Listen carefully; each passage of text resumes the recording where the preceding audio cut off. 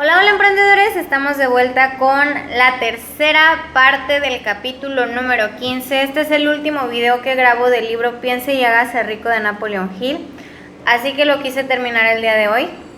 Y pues vamos a empezar con un cuestionario para el autoanálisis. Es un cuestionario muy bueno, así que pídanme el libro en PDF para que lo puedan contestar tranquilamente en sus tiempos. Dice, suele quejarse de sentirse mal. En tal caso, ¿cuál es la causa? ¿Encuentra defectos en las otras personas a la menor provocación? ¿Comete con frecuencia errores en su trabajo? De ser así, ¿por qué? ¿Se muestra usted sarcástico y ofensivo en su conversación? ¿Evita deliberadamente la asociación con cualquier persona? Y si lo hace, ¿cuál es la causa? ¿Sufre con frecuencia de indigestión? En tal caso, ¿cuál es la causa? ¿Le parece que su vida es inútil y que no tiene esperanza de futuro? ¿Le gusta el trabajo que hace? Si no es así, ¿por qué? ¿Suele compadecerse de sí mismo? En tal caso, ¿por qué? ¿Siente envidia de aquellos que sobresalen por encima de usted? ¿A qué dedica la mayor parte de su tiempo? ¿A pensar en el éxito o a pensar en el fracaso? A medida que los años transcurren, ¿aumenta la confianza en sí mismo o la pierde? ¿Aprende algo valioso de los errores que comete? ¿Permite que algún pariente o conocido le preocupe? En tal caso, ¿por qué? ¿Se encuentra a veces en las nubes y en otras ocasiones en las profundidades del abatimiento? ¿Quién tiene la influencia más inspiradora sobre usted? ¿Cuál es la causa? ¿Tolera las influencias negativas o descorazonadoras que podría evitar? ¿Es descuidado con su aspecto personal? En tal caso, ¿cuándo y por qué? ¿Ha aprendido a ahogar sus problemas estando demasiado ocupado como para que estos le perturben? ¿Se consideraría a sí mismo un débil falto de voluntad si permitiera que los demás pensasen por usted? ¿Descuida la limpieza interna de sí mismo hasta que la autointoxicación le convierte en una persona de mal carácter e irritable? ¿Cuántas perturbaciones previsibles le molestan y por qué las tolera? ¿Recurre al licor, a los narcóticos o a los cigarrillos para tranquilizar sus nervios? En tal caso, ¿por qué no intenta utilizar la fuerza de voluntad en su lugar? ¿Hay alguien que le fastidie? En tal caso, ¿por qué razón?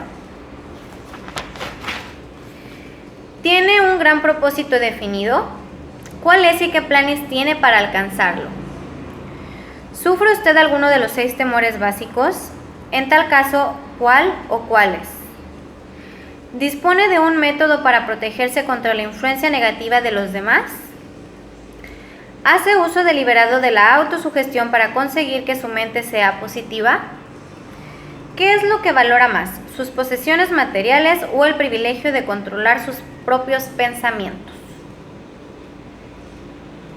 ¿Se ve influido con facilidad por los demás, aún en contra de su propio juicio? ¿Ha añadido el día de hoy algo de valor a su reserva de conocimientos o a su estado mental? ¿Afronta directamente las circunstancias que le hacen desgraciado o evita la responsabilidad? ¿Analiza todos los errores y los fracasos y trata de aprovecharlos o quizá adopta la actitud del que piensa que eso no es responsabilidad suya? ¿Puede citar 3 de sus debilidades más nocivas que hace para corregirlas? ¿Anima a otras personas a que le expongan sus preocupaciones por simpatía? Durante sus experiencias cotidianas, ¿elige lecciones o influencias capaces de ayudarle en su progreso personal? Por regla general, ¿tiene su presencia una influencia negativa sobre los demás? ¿Qué hábitos de las demás personas son los que más le molestan? ¿Se forma sus propias opiniones o se deja influir por otras personas? ¿Ha aprendido a crear un estado mental en el que protegerse contra todas las influencias descorazonadoras? ¿La ocupación a la que se dedica le inspira fe y esperanza? ¿Es usted consciente de tener fuerzas espirituales de un poder suficiente como para permitirle mantener la mente libre de toda forma de temor? ¿Le ayuda su religión a mantener una mentalidad positiva? ¿Cree que es su deber compartir las preocupaciones de los demás? En tal caso, ¿por qué? Si usted cree que los pájaros de un mismo género vuelan juntos, ¿qué ha aprendido de sí mismo mediante el estudio de aquellos amigos a los que atrae? ¿Qué conexión, si hay alguna, ve usted entre la gente con la que se asocia más estrechamente y cualquier infelicidad que pueda experimentar? ¿Sería posible que alguna persona a la que considera su mejor amigo sea en realidad su peor enemigo debido a la influencia negativa que ejerce sobre la mente de usted? Según qué reglas juzga quién es valioso para usted y quién es nocivo. ¿Sus asociados íntimos son mentalmente superiores a usted o inferiores? ¿Cuánto tiempo de cada 24 horas dedica usted a su ocupación, dormir, jugar y relajarse, adquirir conocimientos útiles, desaprovechar el tiempo? Entre sus conocidos, ¿quién de ellos le estimula más, le previene más, le desanima más? ¿Cuál es su mayor preocupación y por qué la tolera? Cuando otros le ofrecen un consejo no solicitado, ¿lo acepta sin cuestionarlo o analiza sus motivaciones? ¿Qué es lo que más desea por encima de todo lo demás? ¿Tiene intención de conseguirlo? ¿Está dispuesto a subordinar el resto de sus deseos a ese? ¿Cuánto tiempo dedica al día a conseguirlo? ¿Cambia de opinión con frecuencia? En tal caso, ¿por qué? ¿Suele terminar todo aquello que empieza? ¿Se siente fácilmente impresionado por los negocios o por los títulos personales, grados académicos o riquezas de otras personas? ¿Se siente influido fácilmente por lo que otras personas piensan o dicen de usted? ¿Valora a las personas por su estatus social o financiero? ¿Quién cree que es la persona más grande que vive en la actualidad? ¿En qué aspecto considera que esa persona es superior a usted? ¿Cuánto tiempo ha dedicado a estudiar y contestar a todas estas preguntas? Al menos se necesita un día para llevar a cabo el análisis y dar contestación a todas las preguntas de la lista. Si ha contestado a todas estas preguntas con sinceridad, sabe más acerca de sí mismo que la mayoría de las personas. Estudie las preguntas con sumo cuidado, vuelva a revisarlas una vez a la semana durante varios meses y asómbrese ante la cantidad de conocimiento adicional de gran valor que habrá adquirido sobre sí mismo por el simple método de contestar con honradez a estas preguntas. Si no se siente seguro en lo que se refiere a las respuestas a algunas preguntas, busque el consejo de quienes lo conozcan bien, en especial de aquellos que no tienen motivo alguno para halagarlo, y véase a sí mismo a través de sus ojos. La experiencia le resultará asombrosa. La única cosa sobre la que usted tiene control absoluto. Usted dispone de un control absoluto sobre una única cosa: sus pensamientos. Se trata del hecho más significativo e inspirador de todos los conocidos por el hombre. Refleja la naturaleza divina del hombre. Esta prerrogativa divina es el único medio de que usted dispone para controlar su destino. Si no logra controlar su mente, puede estar seguro de que no logrará controlar nada más. Si tiene que ser descuidado en lo que se refiere a sus posesiones, deje que sea en relación con las cosas materiales. Su mente es su posesión espiritual. Protéjala, utilícela con todo el cuidado al que tendría derecho la realeza divina. Para ese propósito se le dio la fuerza de voluntad. Por desgracia, no existe protección legal contra aquellos que, ya sea a propósito o por ignorancia, envenenan las mentes de los demás mediante la sugestión negativa. Esta forma de destrucción debería ser punible y con duros castigos legales, porque puede destruir, como sucede a menudo, las oportunidades de la persona para adquirir cosas materiales que están protegidas por la ley. Hombres con mentes negativas trataron de convencer a Thomas Alva Edison de que no podría construir una máquina que registrara y reproduciera la voz humana, porque dijeron, nunca antes nadie ha producido una máquina igual. Edison no les creyó. Sabía que la mente era capaz de producir cualquier cosa que la propia mente pudiera concebir y creer, y ese conocimiento fue lo que elevó al gran Edison por encima del rebaño común. Hombres con mentes negativas le dijeron a F.W. Woolworth que se arruinaría si trataba de dirigir una tienda sobre la base de ventas de artículos a 5 y 10 centavos. Woolworth no se negó a creerles. Sabía que podía hacer cualquier cosa dentro de lo razonable si apoyaba sus planes con la fe. Ejerció su derecho a descartar de su mente las sugerencias negativas de los demás y acumuló una fortuna de más de $100 millones. Personas incrédulas se burlaron cuando Henry Ford probó su primer automóvil, toscamente fabricado en las calles de Detroit. Algunos afirmaron que aquel artefacto jamás sería práctico. Otros dijeron que nadie pagaría un céntimo por aquel cacharro. Ford replicó, llenaré la tierra con vehículos que dependerán del motor. Y lo hizo. En beneficio de aquellos que buscan grandes riquezas, recordemos que prácticamente la única diferencia existente entre Henry Ford y una gran mayoría de trabajadores es la siguiente. Ford tenía una mente y la controlaba. Los demás tienen mentes que ni siquiera intentan controlar. El control mental es el resultado de la autodisciplina y el hábito. O usted controla su mente o ésta le controla a usted. No hay compromisos ni términos medios. El método más práctico de todos para controlar la propia mente es el hábito de mantenerla ocupada con un propósito definido, apoyado por un plan concreto.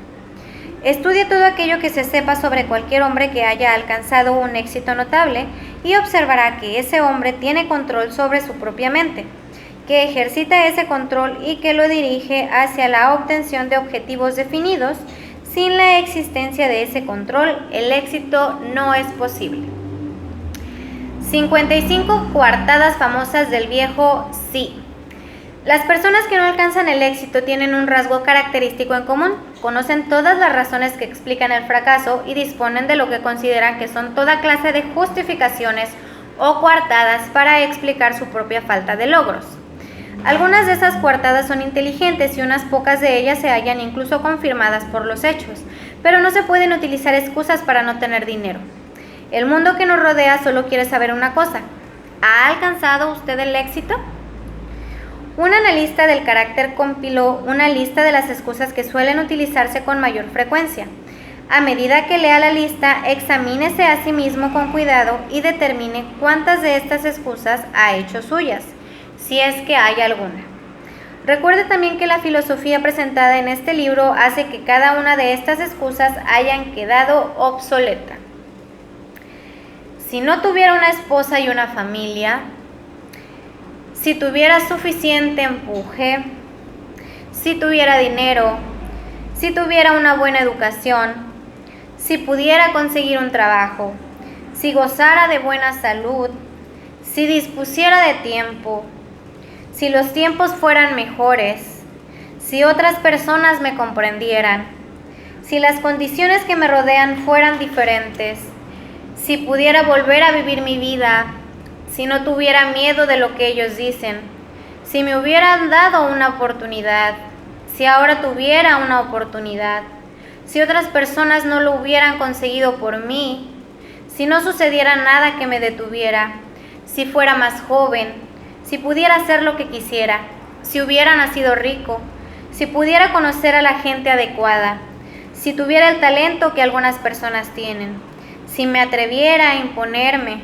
si solo hubiera aprovechado las oportunidades del pasado, si la gente no me pusiera nervioso, si no tuviera que mantener la casa y cuidar de los hijos, si pudiera ahorrar algún dinero, si el jefe me apreciara, si contara con alguien que me ayudara, si mi familia me comprendiera, si viviera en una gran ciudad, si solo pudiera empezar, si fuera libre, si tuviera la personalidad de algunas personas, si no fuera tan gordo, si mi talento fuera conocido, si pudiera abrirme paso, si pudiera librarme de deudas, si no hubiera fracasado, si supiera cómo, si nadie se me opusiera, si no tuviera tantas preocupaciones, Si pudiera casarme con la persona adecuada, si la gente no fuera tan insensible, si mi familia no fuera tan extravagante,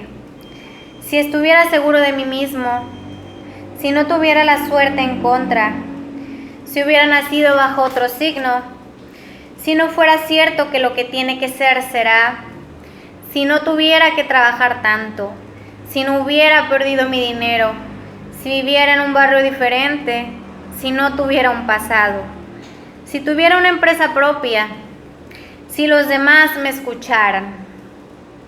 Sí, y este es el mayor de todos. Si yo tuviera el valor de verme tal y como soy en realidad, descubriría qué es lo que pasa conmigo y lo corregiría. Entonces tendría la oportunidad de aprovechar mis propios errores y aprender algo de la experiencia de los demás, pues sé que me ocurre algo que no está del todo bien porque estaría donde debería estar si me hubiese pasado más tiempo analizando mis debilidades y menos buscando excusas que las justificaran.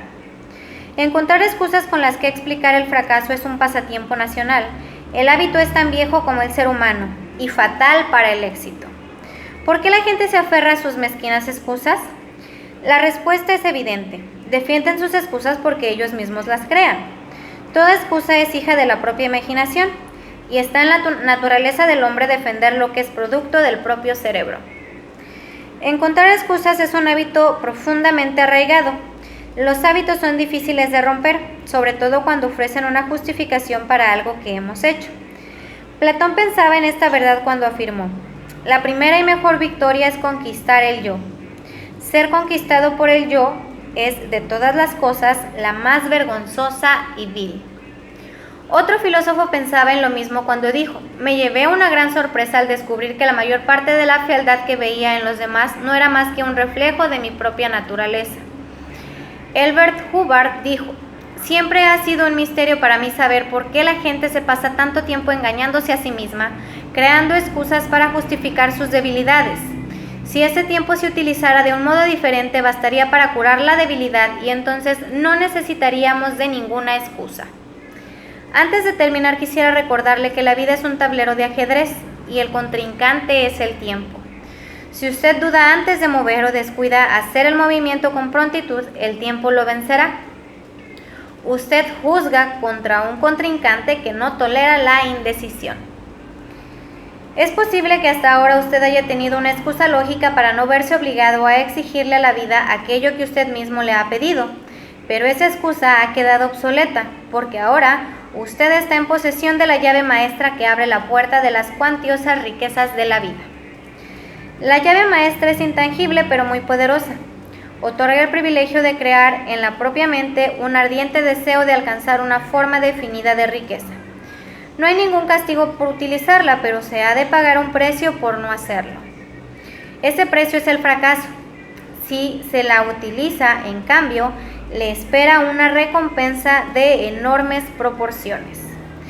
Se trata de la satisfacción que nos produce conquistar el yo y obligar a la vida a entregarnos aquello que se le pide. La recompensa es digna de su esfuerzo. ¿Está dispuesto a empezar y convencerse? Si somos parientes, dijo el inmortal Emerson, nos conoceremos.